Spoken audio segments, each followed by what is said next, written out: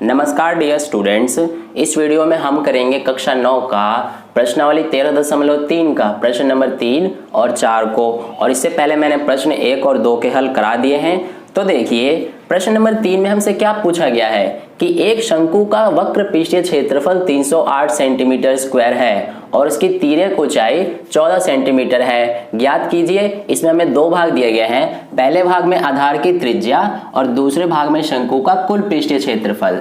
तो देखिए प्रश्न हमारा बहुत ही आसान है, इसमें भी हम वैसे ही करेंगे, बस इसमें चेंज हमारा क्या हुआ है कि इसमें हमें इसका वक्र पृष्ठीय क्षेत्रफल दे दिया गया है और इसकी तिर्यक ऊंचाई हमें दी गई है 14 सेंटीमीटर। हमें इसका त्रिज्या ज्ञात करना है, यानी कि हमें रेडियस निकालना है। तो देखिए हम कैसे निकालेंगे। सबसे पहले यहाँ पर हम लिख लेंगे कि शंकु की तिर्यक ऊंचाई जो हमें दी गई है वो, तो यहाँ पर हम लिख लेंगे शंकु की तिर्यक ऊंचाई, और तिर्यक ऊंचाई को हम क्या कहते हैं, L से दिखाते हैं। ठीक है, तो ये हमें दिया गया है 14 सेंटीमीटर, तो इसको हमने यहाँ पर लिख लिया। अब पहले भाग में हमें पूछा गया है कि इसके आधार की त्रिज्या क्या होगी। तो देखिए हम कैसे निकालेंगे इसके आधार की त्रिज्या। जैसा कि हमें पता है कि हमें इसका वक्र पृष्ठीय क्षेत्रफल दिया गया है 308 सेंटीमीटर स्क्वायर। तो यहाँ पर हम लिख लेंगे कि शंकु का वक्र पृष्ठीय क्षेत्रफल, और ये हमें कितना दिया गया है, 308 सेंटीमीटर स्क्वायर। ठीक है, अब यहां से देखिए कि शंकु का वक्र पृष्ठीय क्षेत्रफल का सूत्र क्या होता है। जैसा कि मैंने आपको बता रखा है कि ये हमारा होता है पाई आर एल, और इसके बराबर में हमें क्या दिया है, 308 सेंटीमीटर स्क्वायर। ठीक है, तो यहाँ से देखिए इस पे हम मान रख देते हैं। पाई का मान क्या हो जाएगा, 22/7 गुणा आर का मान हमें निकालना है आर, तो इसको हम एज इट इज लिख लेंगे, और फिर इसमें हमें एल कितना दिया है, 14 सेंटीमीटर। ठीक है, और इसके बराबर में कितना है, 308। तो यहाँ से इसको सॉल्व कर लेंगे। सबसे पहले हम क्या करेंगे कि हमें आर का मान निकालना है, तो हम यहाँ पर आर को बराबर के इसी तरफ रहने देंगे, और ये 308 को हमने सेम लिखा। ये जो हमारा 22/7 और 14 है, इसको बराबर के इधर भेज देंगे।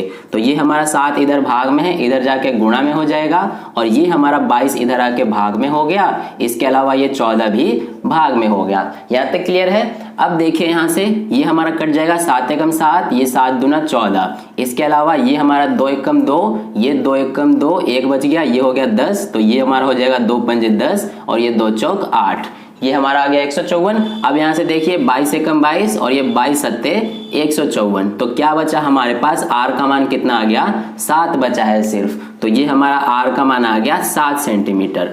ठीक है, तो इस तरह से ये हमारा पहला भाग सॉल्व हुआ। हमने यहाँ पर इसके शंकु के आधार की त्रिज्या 7 सेंटीमीटर ज्ञात किया। अब हमसे दूसरे भाग में पूछा है शंकु का कुल पृष्ठीय क्षेत्रफल क्या होगा।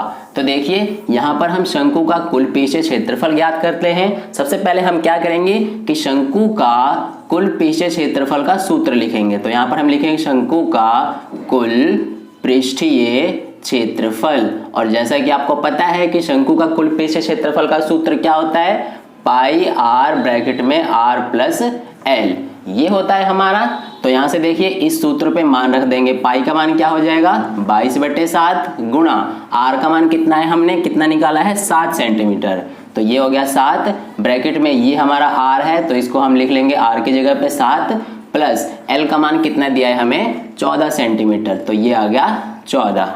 अब यहाँ से देखिए ये 7 से 7 कट जाएगा, हमारा क्या बचेगा, 22, ये ब्रैकेट हटेगा तो गुणा का चिन्ह, और ये 7 + 14 कितने हो गए, 21। अब हम यहाँ पर 22 और 21 का गुणा कर देंगे, तो ये हमारा कितना आ जाएगा, 22 एकम 22, हासिल 2 लग जाएगा, और 22 दूना 44 और 2 46। तो ये हमारा आ गया 462 सेंटीमीटर स्क्वायर, ये इस शंकु का कुल पृष्ठीय क्षेत्रफल। ठीक है, तो इस तरह से हमारा प्रश्न नंबर 3 का हल कंप्लीट हुआ।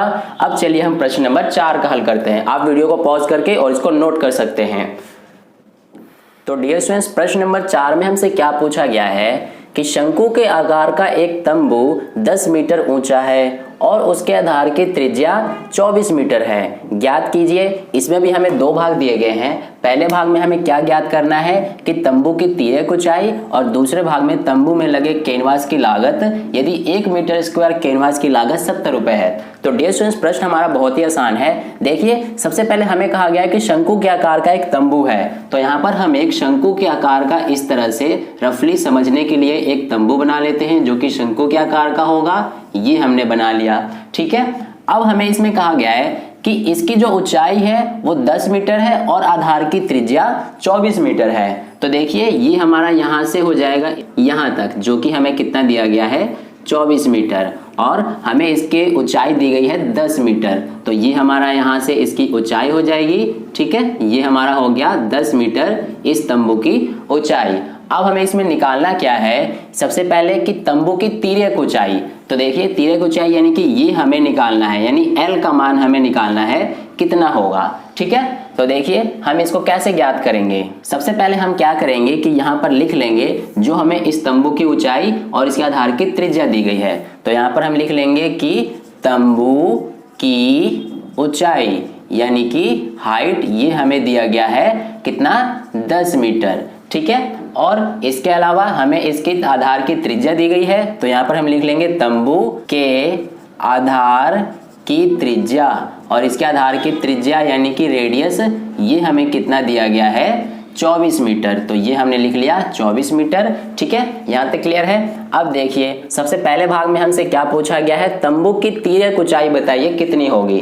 तो देखिए हम कैसे ज्ञात करेंगे। जैसा कि मैंने आपको इससे पिछले वाले वीडियो में बताया है कि शंकु के तिर्यक ऊंचाई निकालने का सूत्र क्या होता है, तो वही सूत्र यहाँ पर हम अप्लाई करेंगे। तो यहाँ पर हम क्या लिखेंगे, सबसे पहले कि शंकु की तिर्यक ऊंचाई, और तिर्यक ऊंचाई यानी कि इसको हम क्या कहते हैं L, ठीक है। तो ये हमने यहाँ पर लिख लिया शंकु की तिर्यक ऊंचाई। इसको निकालने का सूत्र क्या होता है, √r² प्लस h², यही होता है। तो इस सूत्र पर हम मान रख देंगे। अब देखिए r² यानी कि r हमारा कितना है 24 मीटर, तो ये हम यहाँ पर लिख लेंगे 24 का स्क्वायर प्लस h का स्क्वायर यानी कि h कितना है 10, तो ये हो गया 10 का स्क्वायर। अब यहाँ से देखिए ये हमारा हो जाएगा 24 का स्क्वायर कितना हो जाएगा 576 प्लस 10 का स्क्वायर कितना हो जाएगा 100। अब यहाँ से हम 576 प्लस 100 दोनों को जोड़ेंगे तो ये आ जाएगा 676। अब यहाँ से देखिए यहाँ पर हम 676 का वर्गमूल करेंगे जो कि हमारा किसका होता है 26 का, ठीक है। तो ये हमारा आ गया 26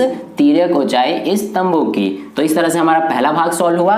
अब देखिए हम दूसरा भाग करते हैं। दूसरे भाग में हमसे क्या पूछा गया है कि तंबू में लगे कैनवास की लागत, यदि 1 मीटर स्क्वायर कैनवास की लागत 70 रुपए है। तो देखिए इसको हम किस प्रकार से सॉल्व करेंगे। सबसे पहले हम यहाँ पर क्या करेंगे कि जैसा कि आपको पता है कि जो हमारा तंबू होगा उसमें कैनवास कहाँ यूज होगा, सिर्फ साइड के एरिया में, यानी कि नीचे का जो हिस्सा होगा वो हमारा क्या होगा कि खाली रहता है, यानी कि नीचे का हिस्सा फर्श होता है, तो नीचे तो ढका नहीं जाएगा।